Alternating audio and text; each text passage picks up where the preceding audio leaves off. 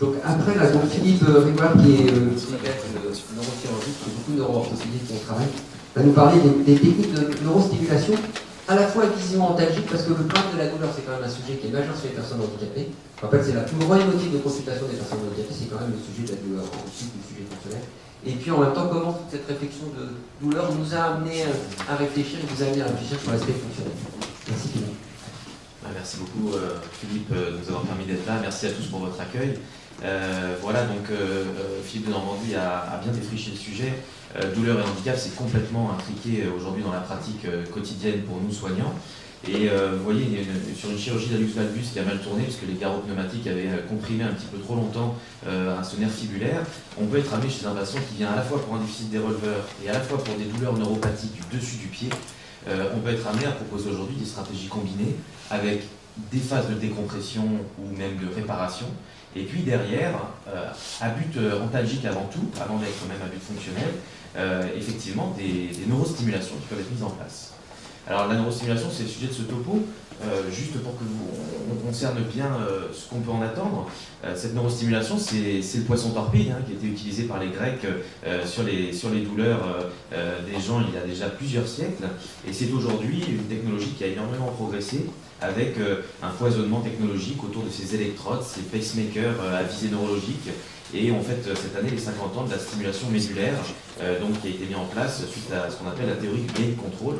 Alors, la théorie du gate control, on l'a fait tous quand on bricole le week-end.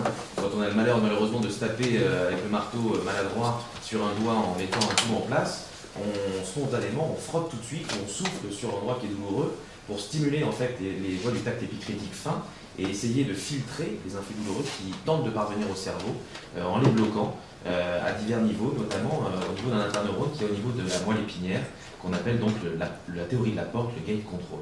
C'est ça qui est repris par la stimulation, qui vise à stimuler ces voies inhibitrices de la douleur et qui vise à filtrer les influx douloureux pour que le thalamus, grand chef d'orchestre de l'intégration de la sensibilité du corps, atténue la transmission de cet influx douloureux au cerveau. C'est comme ça que la stimulation marche. De la stimulation, on en met un peu partout aujourd'hui, et ça peut en être un écueil. Notre président soulevait là la problématique de la neuro-augmentation, il faut y veiller, on finira par ça. Aujourd'hui, la stimulation, on peut la mettre à travers la peau, la stimulation transcutanée du kiné ou des centres antidouleurs. On peut stimuler des nerfs, comme je vous en ai donné un exemple sur un nerf fibulaire en mettant une électrode dessus. On peut stimuler la moelle épinière, c'est 85-90% des stimulations dans le monde entier aujourd'hui. On peut stimuler les régions profondes du cerveau avant d'atteindre le cortex pour moduler la transmission de ce message. Et enfin, on peut stimuler le cortex, vous voyez en bas les deux diapos, à la fois de façon externe, totalement non-invasive, c'est la RTMS, qui est un outil puissant non-invasif de stimulation du cortex qu'on peut utiliser dans le handicap, qu'on utilise beaucoup aujourd'hui dans le handicap même. Et la stimulation corticale, ce qui est le plus invasif, c'est mettre une électrode au contact des enveloppes du cerveau pour aller moduler directement le grand intégrateur qui va moduler le message douloureux. Il y a eu, comme je vous le disais, une accélération technologique féroce, on va dire, ces 10 dernières années. On est passé de matériel qui avait une télécommande en noir et blanc et qui fonctionnait avec 2 contacts. Aujourd'hui, on a des électrodes en Wi-Fi, avec même des stimulateurs dématérialisés qui sont en dehors du corps, qui communiquent et peuvent faire communiquer à l'extrême le cerveau et puis la moelle épinière. La neurostimulation, aujourd'hui, c'est quelque chose qui explose complètement en termes technologiques, vous allez le voir. Alors, à quoi est due cette révolution ? Cette révolution, de manière très schématique, elle est liée à 3 évolutions dans les concepts. On a diversifié énormément les cibles qui font l'objet des stimulations. On a énormément progressé sur les électrodes de stimulation qui permettent, en termes de résolution spatiale, d'aller chercher des points dans l'organisme beaucoup plus précis à stimuler. Et on a progressé, non plus dans la résolution spatiale, mais la résolution temporelle. Vous vous rappelez tous de nos ondes sinusoïdales dans nos TP de 3e, quand on faisait un nouvel balbutiements de physique. Aujourd'hui, hier on stimulait avec des ondes sinusoïdales ou des ondes carrées. Aujourd'hui on stimule avec des ondes qui peuvent décharger à 10 000 Hz, qui peuvent décharger de manière chaotique, qui peuvent décharger de manière adaptée au système nerveux. C'est tout ça qui a progressé ces dernières années. Donc l'évolution des cibles, vous le voyez, juste quelques illustrations, c'est plus la stimulation médulaire comme il y a 50 ans, c'est aujourd'hui des stimulations du plexus brachial sous échographie 3D, c'est des stimulations des nerfs périphériques.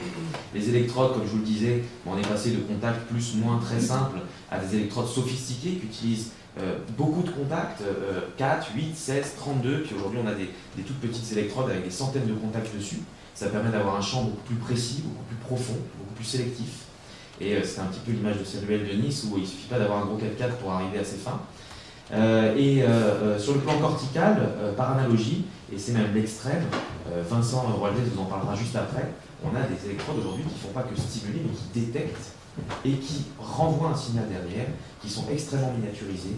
Et tout ça, mis bout à bout, si vous voulez, je souhaitais vous donner une évolution de tous ces outils pour que vous ayez les outils de compréhension aussi de ce qui va se faire en antalgie et en handicap juste derrière. Voilà un petit peu les illustrations des formes d'ondes qui ont beaucoup évolué et qui font qu'aujourd'hui un patient ne sent même plus la stimulation qui pourtant bombarde son système nerveux et sa moelle épinière à 10 000 Hz. Alors c'est pas simplement, pour finir sur l'évolution des outils, c'est pas simplement une évolution dans le confort du patient, parce que les formules vont être différentes, dans la flexibilité du dispositif ou dans la personnalisation du soin. Il y a un vrai concept qu'on peut transposer à l'analogie de la rotation des opioïdes en douleur. Vous savez, quand quelqu'un a l'habitude de la morphine, on change de médicament pour resensibiliser, re-rendre ses récepteurs un petit peu vierges, et puis on joue là-dessus pour essayer d'agir un peu différemment par rapport à ces récepteurs neurologiques. Eh bien, en stimulation, on peut faire exactement la même chose. On peut bouleverser le système nerveux en changeant de forme d'onde de manière chaotique pour que justement on puisse arriver à nos fins grâce à ces technologies qui ont énormément évolué. Alors, les deux derniers chapitres de cet exposé, c'est qu'est-ce qu'on a fait tous ces outils pour progresser sur le traitement de la douleur des patients handicapés et qu'est-ce qu'on va faire de ces outils pour progresser sur le plan fonctionnel et réanimer un petit peu, neuro-augmenter effectivement ces gens qui sont défaillants sur le plan technique, on pourrait dire, quand on a écouté le superbe exposé d'Antoine juste avant sur comment combler la défaillance avec la technologie, à commencer par l'appareillage et ici la neurostimulation. Alors là, vous avez un exemple de lésion du système nerveux périphérique, quelqu'un qui passe son bras dans une machine à outils, qui a un traumatisme donc du système nerveux périphérique. On va profiter, sur le plan de la stimulation, de toute l'intégrité du système nerveux qui est au-dessus, pour aller justement appliquer la théorie de ce gate control dont je vous ai parlé au niveau de la moelle, et utiliser le système nerveux au-dessus de la lésion pour le stimuler. Donc quelqu'un qui a une lésion du système nerveux périphérique, il sera un très bon candidat à une stimulation par exemple de la moelle épinière, qui aujourd'hui, il faut vraiment le démystifier, est une technologie qu'on met en place en 45 minutes chrono, dans un bloc opératoire avec un patient sous hypnose, avec lequel on discute, il est en train de plonger dans la mer rouge avec les raies mentales, pendant que moi je mets l'électrode, et puis quand on a besoin de lui pour tester son électrode alors qu'il a le dos ouvert, on a l'électrode en place, multicolonne, avec tous ces contacts et toute cette technologie, et on teste le programme pour vérifier qu'on couvre bien la zone douloureuse et qu'on va le soulager. Ça, c'est ce qu'on fait beaucoup sur les lésions distales périphériques. Quand il s'agit d'une lésion centrale, c'est beaucoup plus compliqué, puisque la lésion peut concerner effectivement la moelle épinière, elle peut concerner le tronc cérébral, elle peut concerner le cortex, le cerveau. Vous avez des gens qui ont eu un traumatisme crânien grave de la route, comme je l'illustre ici de façon un petit peu provocante. Vous avez aussi des gens qui ont une sclérose en plaques, qui ont eu un AVC. Donc il y a toute une hétérogénéité dans cette population qui rend les choses beaucoup plus difficiles. À visée antalgique, on sait que quand le système nerveux central est atteint, il est inutile d'aller stimuler en dessous de la lésion. La seule façon d'avancer, c'est d'utiliser le cortex et de stimuler ce cortex pour effectivement réussir à soulager un petit peu le malade. Et c'est la meilleure illustration de tout ça, c'est les patients qui ont des hyperpathies thalamiques sur des AVC du thalamus, qui font qu'ils ont des douleurs hémicorporelles terribles, et on peut aller stimuler le cortex intégrateur au-delà du thalamus, au-dessus du thalamus, pour, de façon assez paradoxale, parce qu'on stimule le cortex moteur, prémoteur, avoir un effet antalgique et permettre à ce patient de gagner en autonomie en jouant sur la douleur, ou plutôt en combattant la douleur de cette façon-là. C'est ce qu'on peut faire également avec de la RTMS, dans beaucoup de pathologies effectivement du système nerveux central pour soulager ces patients. Voilà un petit peu une overview là. Problématique de stimulation dans le handicap à visée antalgique. Si c'est périphérique, je stimule la moelle épinière. Si c'est central, j'essaie de stimuler le cortex au-dessus. Au niveau du handicap, pour finir, c'est là qu'on a les perspectives les plus intéressantes. Au niveau du handicap, alors je me contredis juste après en vous ayant dit ça, parce qu'au niveau du handicap, si c'est périphérique, la stimulation aujourd'hui a très peu d'applications. Ce qui va être passionnant, vous allez le voir, c'est ce qui suit. La stimulation, il y a quelques papiers qui ont montré qu'en stimulant le système nerveux et les nerfs périphériques abîmés, on arrive à catalyser un petit peu la régénération nerveuse. Mais aujourd'hui, la chirurgie du handicap dans le périphérique, c'est surtout la chirurgie à visée réparatrice ou décompressif. La neurostimulation a un rôle assez limité dans ce contexte-là. Si c'est une lésion du système nerveux central, par contre, là, on a quelque chose de très intéressant. On peut appliquer tous les outils et leur évolution dont je vous ai parlé ces 10 dernières minutes. Si on a une liaison du système nerveux central, on a plusieurs façons de chercher à restaurer cette fois de la fonction chez ces gens-là. Ça dépend de l'endroit où est située la lésion. Parce que vous comprendrez bien que si on a quelqu'un qui a effectivement un tronc cérébral qui est défaillant et qu'on cherche à le faire respirer, si on stimule du nerf périphérique, on va être assez ennuyé chez cette personne-là. Et le but, ça va être d'abord de dichotomiser ce qu'on peut faire chez ces patients-là en deux catégories. On a les gens qui ont une lésion du système nerveux central haute, c'est-à-dire supraspinale, du tronc cérébral et du cortex. Et chez ces gens-là, on a deux façons de les aider. Ou bien, comme je vous le disais un petit peu avant pour la douleur, on va les stimuler directement le cerveau.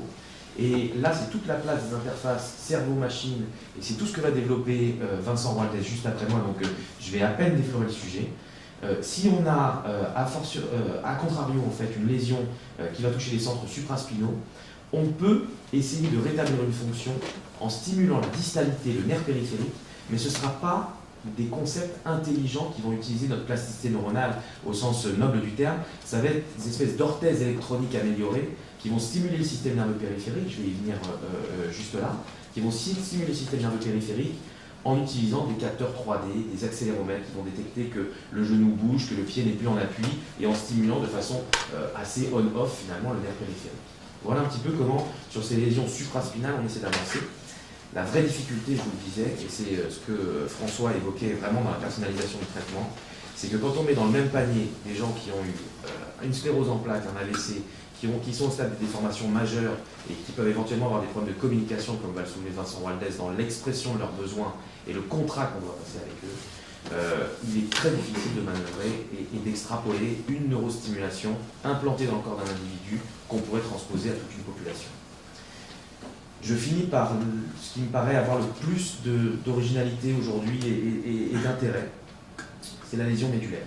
C'est le saut dans la piscine ou l'accident de moto qui vous conduit malheureusement à un stade de paraplégie et qui fait qu'on perd l'usage de la marche effectivement dans ces conséquences-là.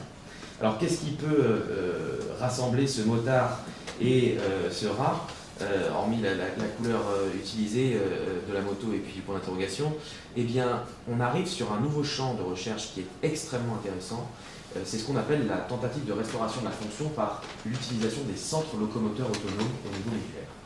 Si vous décapitez un rat, ça a heureusement ou malheureusement été fait, ça dépend de votre perception des choses, en tout cas en Russie pas mal au début du siècle, au début du siècle dernier, si vous décapitez un rat, il va continuer à marcher 7 à 8 mètres avant de s'effondrer, sans tête. Et tout ça, ça nous a permis à découvrir aujourd'hui, plus chez l'animal que chez l'homme, des centres locomoteurs qui sont capables de générer une motricité spontanée lorsqu'ils sont stimulés, de manière plus ou moins compliquée, avec des mouvements plus ou moins sophistiqués. Et aujourd'hui, c'est ce qui paraît être extrêmement prometteur pour restaurer une fonction chez ces gens qui ont une interruption des voies corticospinales après un accident de moto, par exemple. Alors, au-delà de la restauration de la motricité, et Vincent va insister là-dessus, je pense, il faut qu'on cerne quel est le besoin et quelle est la commande qui va initier ce mouvement-là, sinon on n'obtiendra rien de sophistiqué pour restaurer effectivement cette motricité. Donc ce qui manquait jusqu'à présent, c'était l'interface avec le cerveau. Et c'est ce qui a été développé ces dernières années. Vous avez un Nature qui est sorti cette année avec l'équipe de Lausanne, de l'école polytechnique, qui travaille très intensément sur le sujet. Et Grégoire Courtine a mis en place un système que je vais vous montrer pour finir ce topo, qui à mon avis est vraiment très très emballant. Il a inventé en fait une communication possible entre une puce qui va détecter le désir cortical d'initier une motricité et une électrode comme moi je la mets dans la douleur aujourd'hui chez mes patients douloureux chroniques au niveau de la moelle épinière et faire communiquer cette interface du cerveau qui va envoyer un signal d'initiation du mouvement à un stimulateur qui est situé sous la blessure et qui va lui initier et stimuler les centres locomoteurs autonomes au niveau de la moelle pour restaurer une motricité. Il l'a fait chez l'animal et on a actuellement une étude clinique qui est en train de se mettre en place avec des résultats, je ne peux pas vous les montrer malheureusement, ils m'ont donné l'autorisation de montrer que ce qui était sur les singes, mais des résultats sur 2 patients sur les 8 premiers qui font partie de cette étude clinique qui ont été sélectionnés par appareitique très sévère pour pouvoir marcher. Et je peux vous dire que j'ai vu quelqu'un qui est parti d'un fauteuil roulant et qui, après cette mise en place de stimulation, est en train de marcher avec des bâtons de randonnée, un appui qui était de 95% de soulèvement et d'allègement de son poids du corps suspendu au plafond, et qui était que de 5% là, après plusieurs mois de stimulation. On a quelque chose qui peut être vraiment intéressant pour l'avenir en termes de restauration fonctionnelle. Donc en synthèse sur la restauration fonctionnelle, je vous disais, si c'est périphérique, aujourd'hui on n'a pas trop de solutions à proposer. Si c'est central, si c'est supraspinal, ça sera plutôt au niveau du cortex ou à l'extrémité distale, mais de manière moins intelligente, qu'on va s'adresser au système nerveux. Si c'est une section médulaire ou une problématique médulaire, l'avenir, c'est dans ce qui va suivre, c'est Vincent qui va vous en parler, c'est la restauration fonctionnelle grâce à l'interface cerveau-machine essentiellement. Et pour finir, juste, je crois qu'il est très important de replacer toute cette démarche d'équipement de sécurité dans un débat éthique qui doit suivre, parce que la problématique de la neuroaugmentation est bien réelle dans les débats qui devront nous aider à concevoir qu'électroniser un patient c'est bien, mais il faut faire ça de façon collective, et j'adore le terme que tu as pris, que j'aimerais reprendre sur l'intelligence collective. Voilà, moi je suis fasciné des fourmis qui font peut-être mieux que ce qu'on fait nous, en se mettant tous bout à bout sur la chaîne autour du patient pour établir un contrat avec lui et agir plus fort ensemble. Merci de votre attention.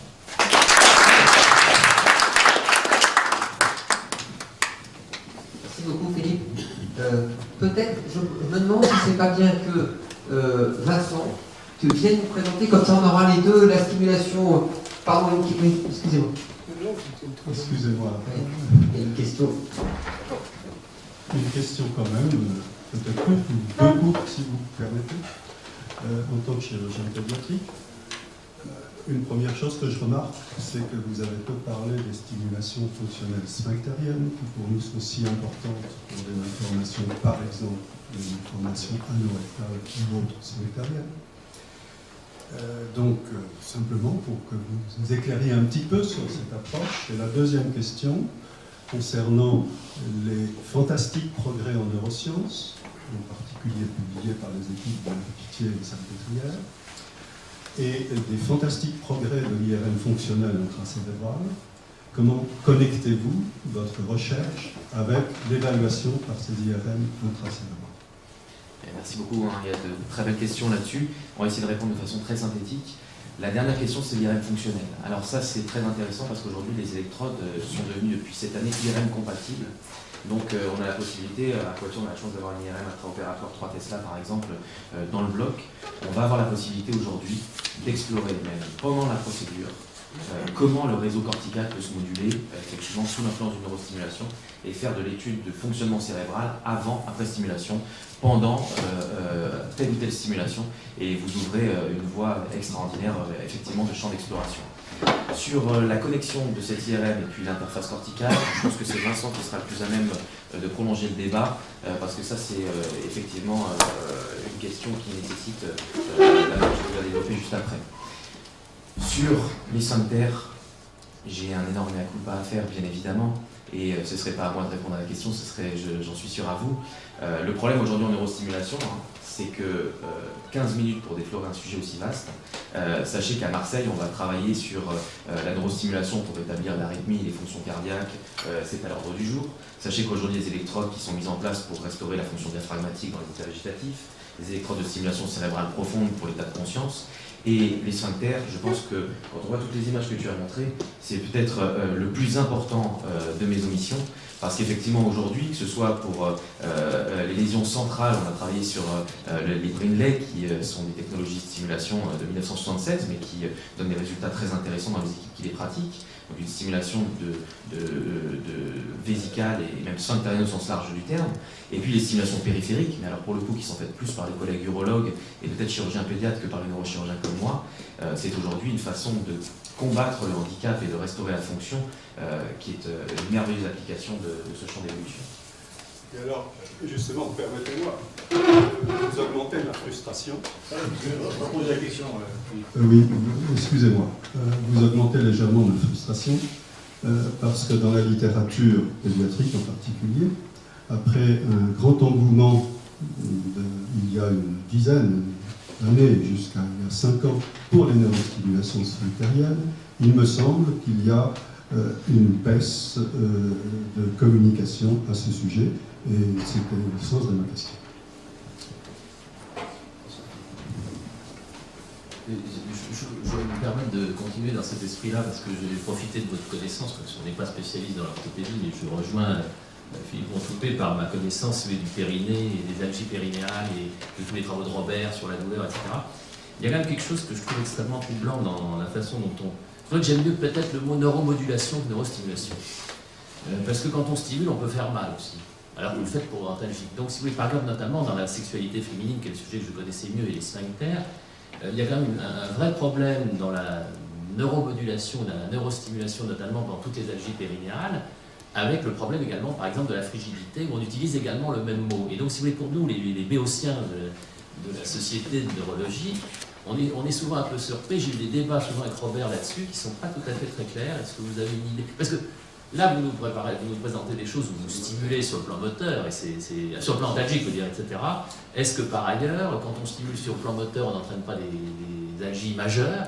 Et comment on gère? Est-ce que c'est la fréquence des courants? Est-ce que dans le nerf, et je crois qu'il faut sortir complètement, ça c'est mon idée personnelle, mais je ne suis pas le seul, je crois que vous êtes tous sûrement d'accord, les neurologues, du nerf anatomique tel qu'on l'a appris. Un nerf, on voyait un nerf, en fait on s'en fout complètement finalement. Ce qui est intéressant, c'est que dedans il y a des fibres qui ne marchent pas toutes de la même façon et qui doivent produire toutes de la même façon. Moi j'ai été extrêmement surpris dans ma carrière, si vous voulez, sur ce nerf pudendal, qui est parfois très douloureux, qui sert à avoir des orgasmes, etc. Et j'aimerais bien avoir un peu l'avis du neurologue là-dessus, du neurochirurgien, parce que je trouve ça tellement compliqué, on stimule pour que ça marche, et en fait ils ont très mal, qu'on stimule pour plus que ça ait mal, et en fait ça ne marche pas. Comment vous gérez tout ça? Alors c'est à mon tour de dire que vous augmentez la frustration. Là, je vais essayer de vous la faire en 2 minutes, et c'est effectivement, si on dit stimulation horizontalique, stimulation fonctionnelle, restauration motrice, on va dire, mais on pourrait même dire restauration motrice sur le sphincter strié de l'anus, je l'entends. On a ce versant algie périnéale et effectivement motricité périnéale dont on peut discuter rapidement. Restaurer aujourd'hui la motricité périnéale et effectivement toute cette problématique du sphincter, je pense que on est dans la même problématique que dire on va bêtement stimuler des nerfs de façon assez peu intelligente. J'entends pas d'interface avec le besoin, l'orgasme, tout ce qui peut être cortical dans tout ça. Mais on a un système, même s'il est compliqué à comprendre entre le sympathique et le parasympathique, on a un système de restauration d'un équilibre végétatif entre guillemets. C'est pour ça que le terme de neuromodulation là est encore plus appliqué. Mon mentor en Angleterre, où j'ai travaillé justement la stimulation dans le périnée à Londres, disait en fait le but dans la restauration fonctionnelle de la vessie ou des sphincters, c'est de repaisser la vessie en fait. Ou c'est vraiment avec des signaux électriques de faire en sorte qu'elle se décloisonne de son fonctionnement et de son cercle vicieux dysautonomique, et puis qu'elle se régule en fait par cette stimulation-là, ou cette neuromodulation-là. Sur la douleur, il y a beaucoup de choses qui se font actuellement. Alors les collègues de mon âge nantais ont repris un petit peu les périnées opérés par Monsieur Robert, et puis ont prolongé les travaux. Moi j'ai eu la chance de publier un cas de stimulation du psychologue sur des douleurs périnéales justement avec un bon résultat. Mais la stimulation, on ne la met pas sur le nerf périphérique, mais on l'a mis sur le cône terminal. Et il y a toute une discussion à venir entre quelle est la cible à choisir entre le cône, qui intègre les centres parasympathiques de la vessie, le périnée. Je pense que ça, c'est un sujet qui va être très intéressant d'aborder avec la MPR dans les années qui viennent. La vraie problématique, à mon avis, elle est là encore très au-delà de la prouesse technique. La question, c'est pas de savoir quelle cible il faut stimuler. On sera très content d'avoir les méta-analyses, les études d'urologues, et puis de voir un petit peu, nous, sur le cône terminal ou autre, ce qu'on fait. Parce qu'aller mettre 3 électrodes dans le hiatus sacro-coccygien à 2,5 cm de la marge anale, ça tourne souvent mal aussi, quoi. Et c'est un problème infectieux plus qu'un problème technologique. Donc on a ce compromis à trouver dans les choix des outils à utiliser demain pour répondre à la question que vous posez. Par contre, le vrai problème qui dessert énormément le périnée, c'est le fait qu'une consultation du périnée, alors là, c'est non seulement multidisciplinaire, mais effectivement, c'est très très complexe, là pour le coup, sur l'intrication avec et l'interfaçage avec l'aspect psychosocial qui dévaste le patient, qui est quelque chose que moi je fouille énormément dans le domaine de la douleur chronique au sens large du terme. Je suis très fier de vous dire que le dernier recrue de mon labo, c'est un sociologue, et que je pense que c'est très important parce qu'on ne va pas voir le psychologue de la même façon si on est, et c'est pas de la stigmatisation, mais si on est fils de cadre supérieur ou fils d'académicien, ou bien si effectivement on est simplement agriculteur et puis qu'on est une fois dans un centre en dessous de l'heure, qu'on est d'aller voir un psy puis qu'on a laissé tomber. Mais alors l'aspect psychosocial dans la sexualité est dans cette région très sensible. Il est encore ma première consultation avec le professeur Robert à Nantes, au moment où je m'y intéressais. On a quelqu'un qui vous raconte qu'elle a mal dans le périnée depuis la première fois, elle s'est fait sodomiser par surprise dans un hôtel alors qu'elle était en voyage avec son mari côte à côte qui note tout à l'ordinateur, qui est avocat. On arrive sur des dimensions psychosociales extraordinairement intriqué avec cette symptomatologie. C'est ça qui rend difficile, je pense, Oui, d'avancer dans les choses. Je me tourne vers Philippe de Normandie, c'est-à-dire je ne sais pas comment t'es organisé maintenant à Garches, parce que autant j'ai senti, si vous voulez, que l'analyse du périnée masculin était facile, il manque pas, je vais dire de façon un peu simpliste, quand je discute avec Pierre Denis, c'est plus concret. Par contre, quand on se met dans la sexualité féminine, il y a une telle part. Alors c'est évidemment, on est un peu un kikimi ici, parce que je crois qu'il y en a eu, aujourd'hui, il n'y en a pas. Alors on peut pas, voilà, mais enfin, c'est un débat, enfin, c'est pas le sujet du jour, mais dans le handicap, et je pense que dans tes paraplégiques, moi j'ai reçu, c'est pas mal de paraplégiques de chez vous, désespérés. Désespérés parce qu'on ne sait pas s'occuper d'elle. Et Robert me l'a dit 25 fois. C'est pour ça que j'ai une fille qui fait un internat d'urosexo. Non mais c'est vrai que c'est un besoin énorme. On essaie de s'outiller à gare. Ça reste compliqué et ça reste des secteurs qu'il faut qu'on continue à mieux organiser. Le problème de l'obstétrique, enfin le problème du petit bassin de la femme, quelle que soit l'utilisation de ce petit bassin, chez l'adulte, reste au jour d'aujourd'hui extrêmement difficile dans nos organisations. C'est une consultation dédiée de Giuliano, de François Giuliano, Garches. Et puis j'ajoute qu'en consultation, en expertise judiciaire, c'est sous-jacent à tous les problèmes de chirurgie pelvienne compliquée. Et on n'en parle pas, bien sûr, mais c'est l'essentiel du problème est là. Et même, je trouve que par rapport à tous les types de handicap, et quel que soit si on aurait pas faire une déficience motrice, etc., le problème du sphincter est sous-jacent et tout. La sociologie du patient spina par rapport à la sociologie de l'IMC est complètement différente. Et je pense qu'effectivement, c'est une complexité et ça modifie complètement les objectifs par rapport à la façon avec laquelle on est capable de les contractualiser parce qu'il y a beaucoup de non-dits qu'on a beaucoup de mal à faire exprimer. Ce qui fait qu'on a des patients extrêmement rarement satisfaits, quels que soient les sujets sur lesquels on travaille. Monsieur parlait de la problématique d'expertise et du périnée. J'oserais finir sur quelque chose. Alors, je me rends compte du degré de provocation là, que je vais atteindre, mais on se tourne beaucoup sur la problématique psychosociale du patient. Mais pour être chirurgien du rachis, avant d'être implanteur de neurostimulation, je me plais vraiment dans les congrès à débattre du terme FBSS, Failed Back Surgery Syndrome, chirurgie du dos qui a foiré, excusez-moi du terme, ou Failed Spine Surgery Syndrome, c'est-à-dire est-ce que c'est pas à un moment donné aussi le chirurgien qui n'a pas, mais peu importe si c'est technique ou pas, rempli sa mission. Et on est très fiers à côté d'avoir fait une unité mixte, orthopédiste, neurochirurgien, main dans la main, pour dire du jour où le patient arrive aux urgences avec son trauma cervical jusqu'au moment où il faut l'accompagner dans le sphincter artificiel et le handicap, chacun va être capable de passer la main à l'autre plus compétent et ne pas en faire une affaire d'ego. Le nombre de patients qui traînent avec des douleurs du dos après des chirurgies d'arthrodèse dans la nature, je pense qu'il est équivalent au nombre de patients opérés d'endométriose ou d'une chirurgie pelvienne pour lesquels le chirurgien dit attendez, mon scanner de contrôle il est parfait, continue comme ça, c'est dans votre tête. Et ça, c'est une évolution des mœurs qui va être importante de défricher aussi, tous ensemble. Bon.